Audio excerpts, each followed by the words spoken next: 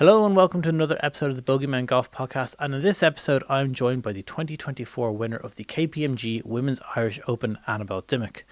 Annabel spoke to me all about overcoming adversity and injury over the last year and a half to 2 years to eventually winning her second Ladies European Tour title here in Carton House in Ireland.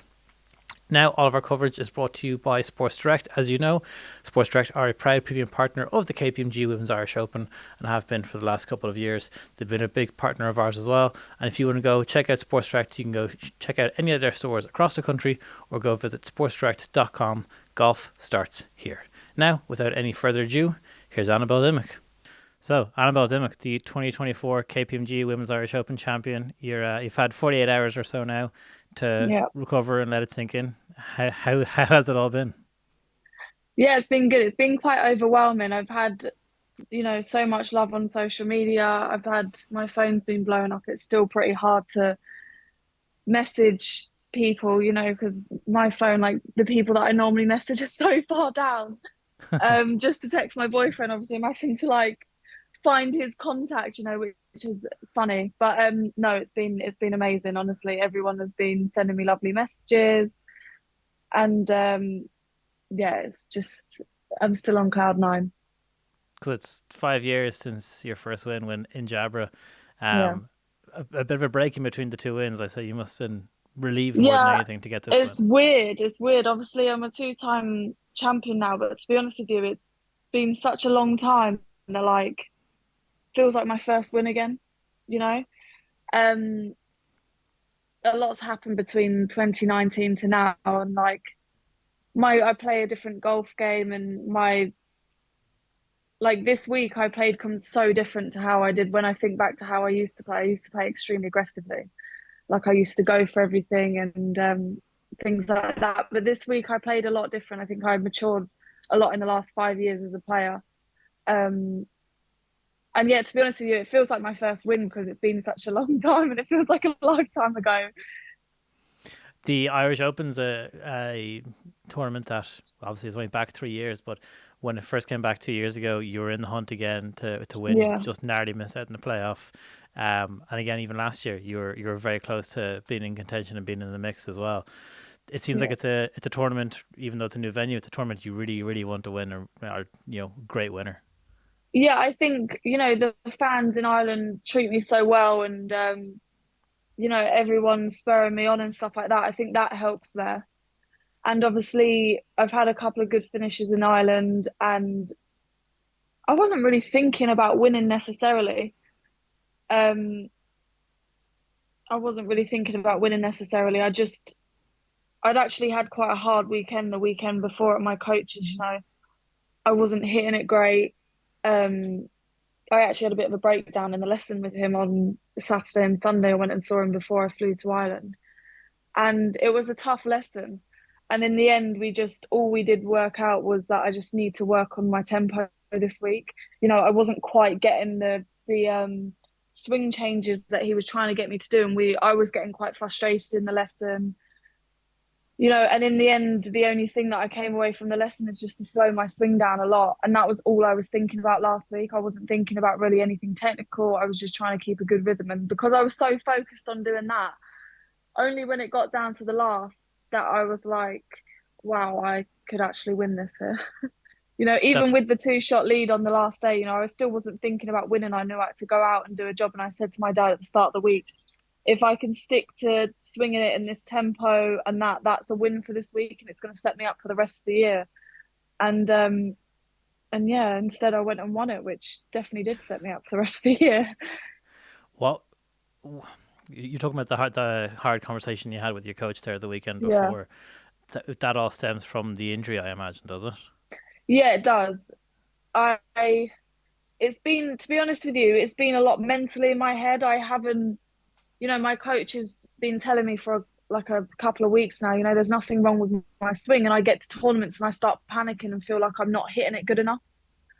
I think that comes from a long layoff playing golf, playing with not a lot of confidence, um, which I wasn't before this week, to be honest with you. I wasn't playing with a lot of confidence. I haven't been playing confidently and backing myself because the thing is mentally, I had a lot of time off.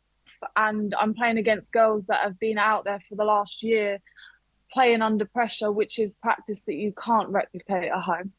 Um, so that was I think the mental hurdle I had to overcome, and which I managed to do this week. You know, everyone says, how do you get confident? You like, you can only win when you play with confidence. I don't know if I truly believe that now, because before this week, you know, I didn't have confidence, but like an aura came over me this week where I obviously had the hard conversation with my coach, and he said, look, there's nothing wrong with your swing. You just need to go out there and play now. And I just went and did that. And but yeah, I definitely will be playing with confidence now, which is nice. It's a very strange feeling. Yeah, it's funny how, I mean, not playing with confidence, and you're just kind of learning how to trust your swing again, and Yeah, learning how that gives you confidence yeah. for going forward. It's like you got to fake it till you make it, you know? You got to fake the confidence until you get there. That's the only thing I can describe it. And so was that just a case of you were afraid nearly of hurting your wrist further? Because for people that may not know, you had wrist surgery, what, nearly 9 months ago now, almost? Yeah, so I actually had a bone removed in my thumb at the end of January. So, Okay. and that was 3 months. I mean, for the first month, I couldn't even dress myself, you know. I couldn't even go to the toilet myself. It was bad. It was really, really bad. You know, if people had seen me back then, you know, I still have in shock now. When I got home, the first thing when we sat on my sofa at home, me and my boyfriend, and you know, that was when I came back from the operation. I was laid on the sofa and we tied my hand with a golf club to the ceiling. It was in sort of like a cast thing, and it needed to be obviously above my heart so that the healing. And I did everything I could to try and basically make the healing everything as quick as possible. You know, there was no stone left unturned with that. But it was just mad to see how different, you know, I was like a properly wounded, feel sorry for Annabel soldier sitting on the sofa, couldn't do anything, couldn't get up and get myself a drink, and now I've just won the Irish Open. It's how things change so fast in this game is just incredible. And even the week of the Irish Open itself, it was a whirlwind week. You had that documentary that you did, and there Yeah, was obviously the lead into to qualifying for the AIG Women's Open, which unfortunately didn't quite come true. didn't make, yeah. In the end, In the end, to be an honest extra with you, week of like practice. everything happens for a reason, doesn't it? In the end, I would have, you know, it would have been great to do well at the Open, don't get me wrong, but in the end, everything always works out. You know, I would have much rather skip the Open and win the Irish Open. You know, if someone had told me that, I don't think I would have been so distraught. But I'm glad that obviously I did very well this week. I think it makes a pretty good story, right? But Yeah, I mean, when I watched that documentary, it was hard for me to watch it, and I obviously proof watched it. I haven't watched it since it's come out because I proof obviously watched it before it came out, which I had to do. And it was very emotional at the end. You know, it was horrible to see myself upset in a locker room, you know, crying with my dad because I had worked so hard on the lead up to that. Um, and I was, like I say, I was playing good still, but it was just I didn't have that spark of confidence that you need to compete professionally. Um, so yeah, it was great timing, to be honest with you. It was almost like it was planned, but I promise it wasn't. It's just a shame the bloody documentary wasn't still running at the Irish. But to be honest with you, like that in itself was a lot of pressure. You know, I was coming back from injury and there was a lot of pressure. You know, I was doing this documentary and I really, really wanted, obviously, it to be a happy ending in the documentary and to inspire people that, you know, the chips might be down right now, but you know, you can turn it around fast. And I really wanted that to be the story.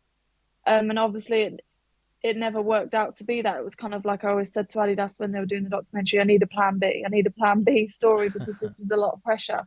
And the plan B story was obviously to document how hard it is professionally coming back from injury. But I'm glad we obviously got the win in Ireland because that kind of turns it on its head and, you know, things can turn around very fast. yeah. What incredible foresight! I watched it before. Obviously, it came out on like the I the think it came out on Thursday, the, I think it Friday. came out on the Friday. It was when I Yeah, because shot the you Seven First under. court record. Yeah, your first Yeah, course the record of the first week. course record. Yeah, exactly. I know it's hard to keep up with that.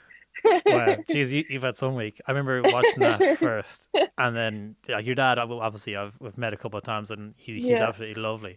But I watched it again after the win. So I watched it just yesterday, and the final scene of the two of you in the locker room. Obviously, you're incredibly upset, but your dad's positivity to turn around and go, "It's just an extra week of practice for the Irish." And I was just like, "Wow, I what know. foresight!" I know. That is it's quite powerful words now, isn't it?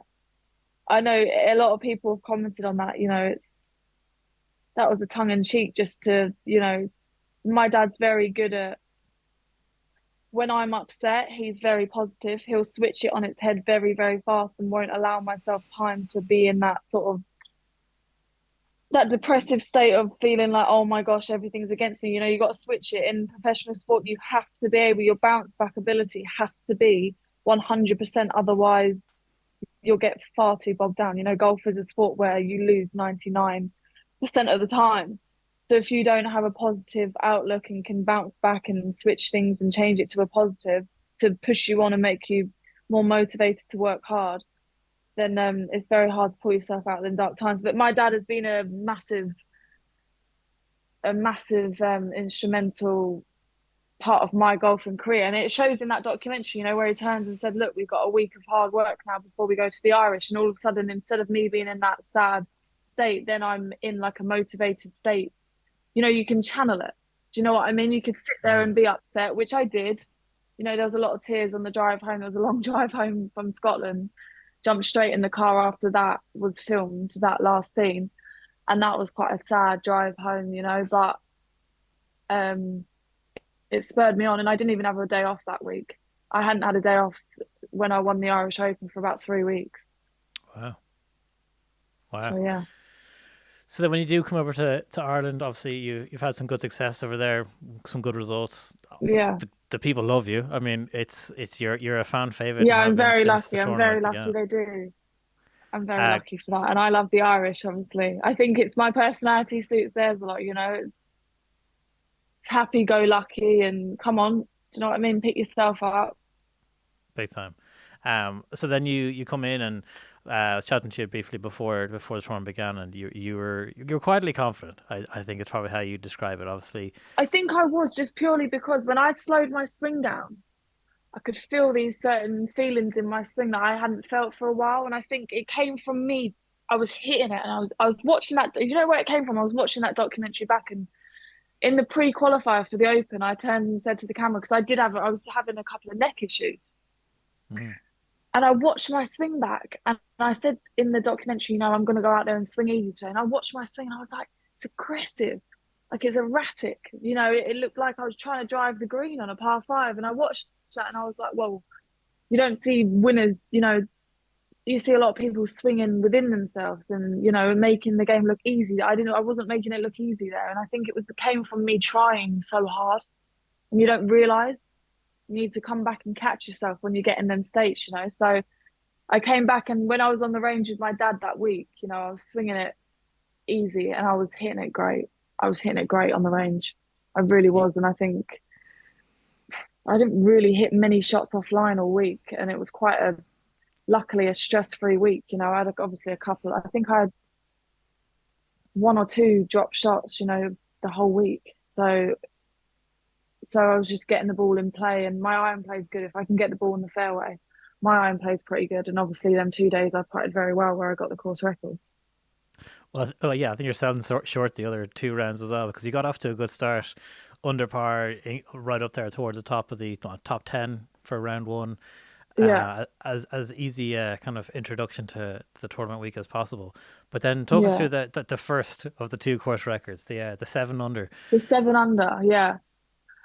I think I played just as good the day before, but the day before I couldn't hold a putt. Honestly, the amount of times I'd hit it inside 15 foot and was walking away with par every time was frustrated. And then I had one three putt on the first round actually, where it just was frustrating me a little bit that I couldn't hold a putt, knocked it too far past and didn't hold the one back.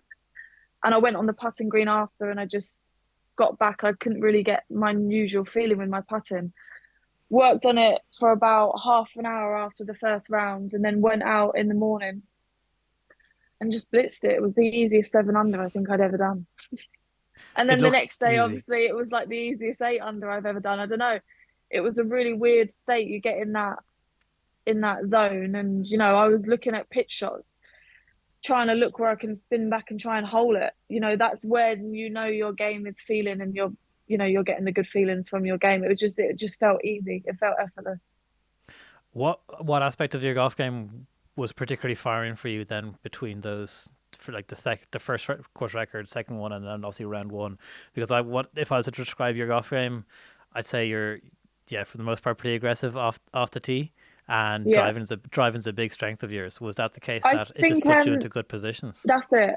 If my driving's well and I'm getting the ball in the fairway, I hit it long enough to give myself a lot of wedge chances. And I was pitching nicely that week. I had great distance control. I enjoyed putting on them greens. I was starting to read the greens very well. The first round I had a couple of misreads, and then the second and the third round I was sort of getting in tune with the greens, reading them nicely. The pace of the greens were just honestly beautiful all week. I think they were sitting at about 11, 10, 11, which is just lovely. You can just stroke apart. And the greens are so pure. If you read them right, you were going to hole it. Like, weeks like that, you can knock it close and you're going to make birdies. So it's nice. And then, so are you aware of any kind of course records or something like that when you're particularly in round No, one? no, I like, is it no. just a case of you're just right, hit the To golf be honest shot? with you, I fully expected someone to beat it because it felt quite effortless and easy to me. When I was doing it, I thought, these girls are good out there. Someone's going to beat it, but no one obviously did. So I think, to be honest with you, I was driving it well and I was giving myself a lot of birdie chances. And when I look back to the second day, I mean, I nearly birdied half the course. I didn't even make an eagle, actually, when I think about it. Mm. Usually, when someone shoots eights and 7 unders, they make an eagle, but I didn't. I think I came very close on one of the days on the par fives. I left it short in the jaws to make an eagle, and I was really upset. But I actually lost count of my score Wow, on the second day, which is must be very nice. uncommon for me to do. Yeah, and I actually asked the scorer. I said, "What did I shoot there?" And they were like, "I think you just beaten your course record by one." And I was like, "No way," And that's when I knew that I was in some sort of zone because when you're just literally playing the shots, walking after it, and playing the next shot. So, What's yeah, how do you sleep on like the Friday night? So obviously the documentaries come out. It's a very emotional week for you because yeah, you also, it's mixed emotions as well, because there is the upset of the documentary, but yeah. conversely you're playing unbelievable golf now and you're obviously in the middle of it. Do you sleep well, or do you just go, God, I want to keep this going now? Is it nerves or is it excitement?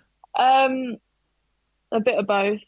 The whole day on the last round, I had this pit in my stomach. And I turned to my dad. I said, "I don't know whether I've got a tummy ache, I'm hungry, or I'm really nervous." Because normally my nerves go after the first couple of holes. You're always nervous on the first tee, but the whole last round, I did have a pit in my stomach. Um, I think it's because obviously I knew that it was in grasping distance the win, and I just had to keep doing what I was doing. But I still felt very in control of my body and my mind. Um, it helps me a lot. And the night before, I did struggle to sleep a little bit. I did struggle to sleep a little bit, but I mean, I have great Netflix shows that I was watching, so that helps.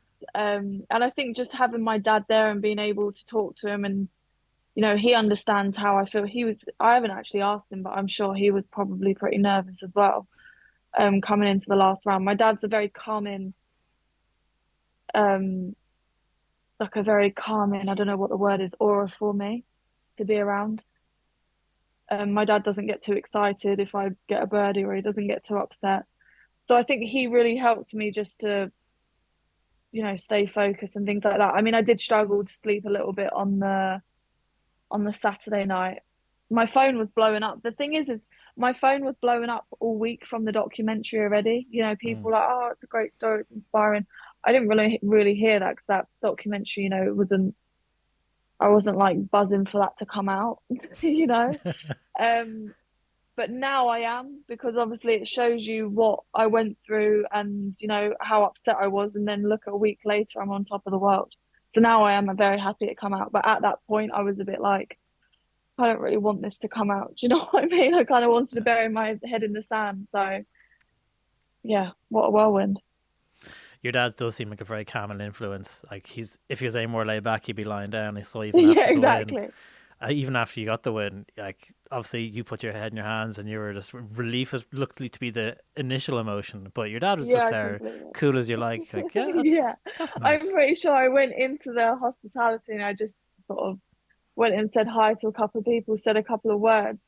And I was messaging my dad, like, where are you, Dad? Where are you? Come and enjoy this moment. He was sat in the players' lounge, I think, having a Coke Zero or no, he said he had a Guinness, like sitting on his own.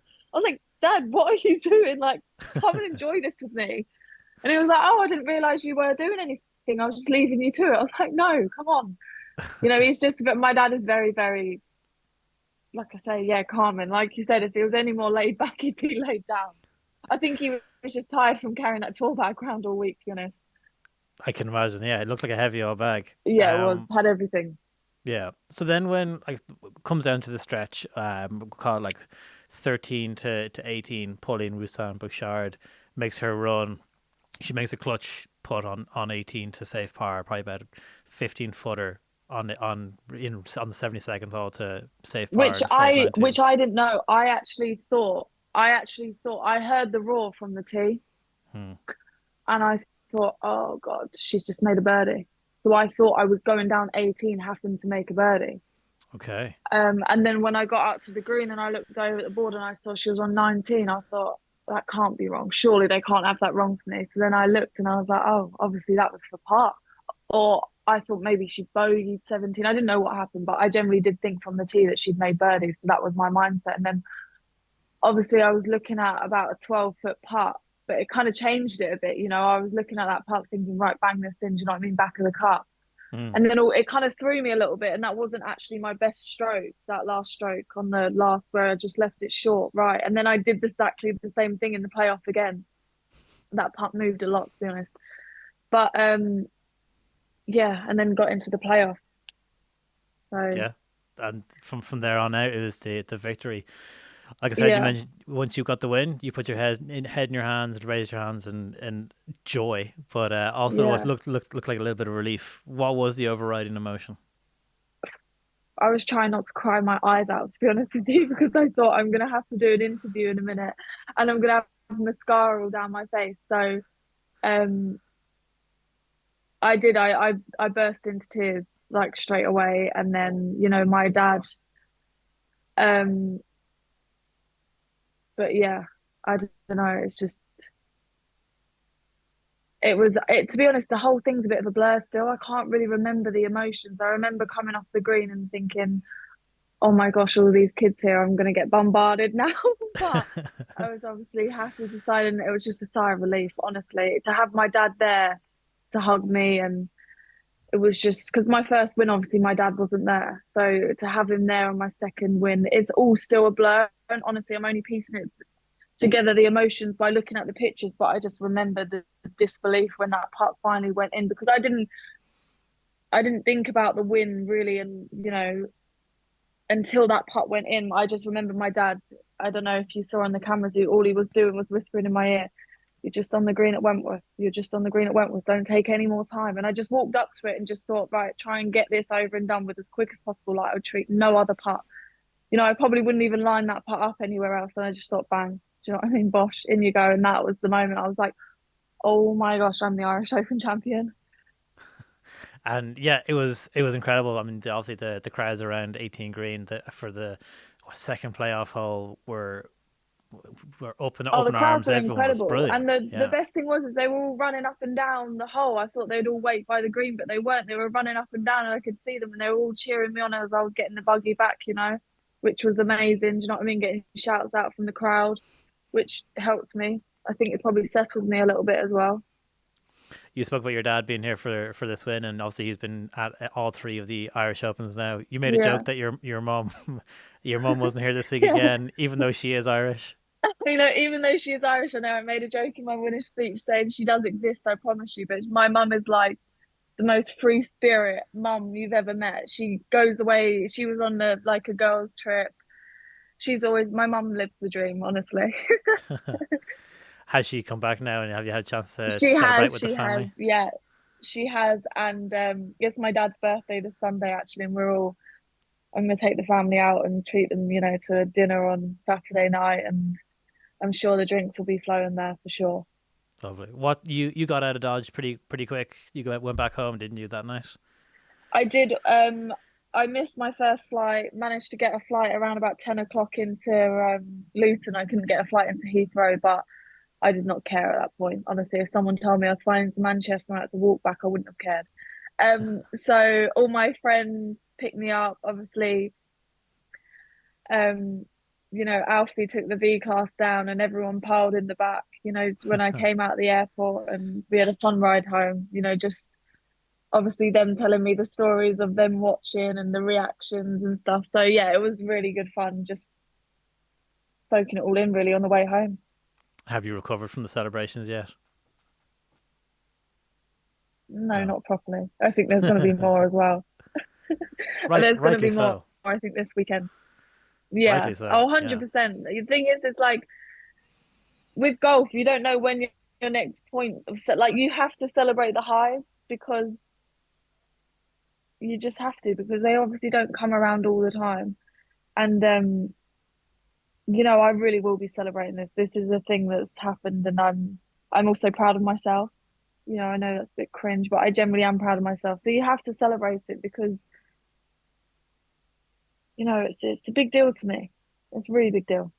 Absolutely. I mean, you said it in an interview during the weekend. You also said it in the documentary, and it's a pretty well known adage that what doesn't kill you makes you stronger. Do you feel stronger for this week and having Mhm. gone through the last 9 months? Yeah, I think it's proved a lot to myself. 100%. I don't think mentally, I know that I'm back in the winner's circle, and that's an unbelievable feeling.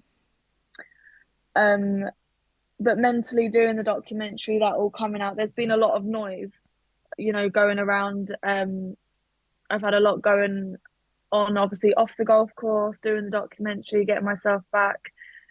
I think it's been more of a breaking through barrier week than mental strength. But I think honestly, I've been through enough in my golf career, hopefully to last me a lifetime. There's not going to be any more things like this. Um, but yeah, I'm happy just to be here and still loving my golf. There's been times where I thought, do I even want to do this anymore? This game is causing me so much heartache, um, and stress and financial pressure that do I even want to do this? And I'm just so glad that my love for golf and my love for wanting to get back on top and winning was way stronger than that. You talk about the pressures there that golf brings, but financially, also performance wise. This win must mean a lot for you. Like obviously, there's what 60,000 for the winner's check in euro, but also just the exemptions that are bringing us on the LET. That must be a nice little cushion or blanket there for you. Yeah, I mean, I don't have to worry about getting the British Open next year now, which is tick. I'll be there next year, so I think, I'm pretty sure I do. Um, I'm pretty sure I automatically qualify for it next year. So I think you do, yeah. that was a big relief as well. I think it's at Royal Porth Call, so I'll be getting my bum down there and doing a bit of early practice for sure. Very nice. What's the next couple of weeks look like for you? Obviously, the tour's on a two week break. Solheim Cup is going Yeah, on. Would you be going over to yeah. Solheim, cheer on Charlie and Georgia and the team? I won't, but I'll be very close to the TV screen cheering them on. But I've got to, keep rolling from this really. Obviously, I'll celebrate for the rest of this week. I'm getting back in the gym tomorrow, which is going to be hard. My diet has not been great the last couple of days, and I've eaten I could justify anything and everything at the minute. So I'll definitely be getting back on, getting in the gym, getting back to the grind, I think next week and just getting myself prepared for Spain and France next. Where will the KPMG Women's Irish Open trophy sit now? Oh, I'm not sure. I'm not sure. I wish I could take it around with me, you know. Um, it will probably sit at my mum and dad's house. That's probably, I owe this one to my dad, I think. He's pulled me out from so many hard times over not even this last year, the amount of times that I've turned up at mum and dad's door crying, because I can't deal with the pressures of golf anymore, and playing badly. My dad and my mum has picked me up so many times. I think this one deserves to sit on their mantelpiece, to be honest with you. Very nice. Well, listen, And then I can thanks get for my mum to polish it, yeah, her exactly. payoff for not being there. Exactly. Well, listen, thank you very much for catching up with us. It was great to follow you all week. Obviously, Yeah, I think from our side, we were a little bit yeah, biased. thanks for We had having a me. favorite in our corner. Yeah, Um, yeah, I did feel that, which was nice. Obviously, after Leona, definitely in that playoff, I know everyone was supporting me there, which was quite nice. yeah. Well, I mean, like I said, we like to claim anyone of their own. So with a little bit of Yeah, Irish for in you. sure, for sure. Well, listen, enjoy this weekend. Happy birthday to your dad this weekend as well, and enjoy Yeah, the thank you. celebrations. Cheers. All right, thank you. I'll speak to you soon. On the tee, Jack Nicklaus. This is the minute that millions around the world have waited for. We will allow you to enjoy all of this. They are dancing in the pubs of Dublin. Harrington with an ace. And we have a shining star at sunset. Rory continues his run to greatness. The return to glory.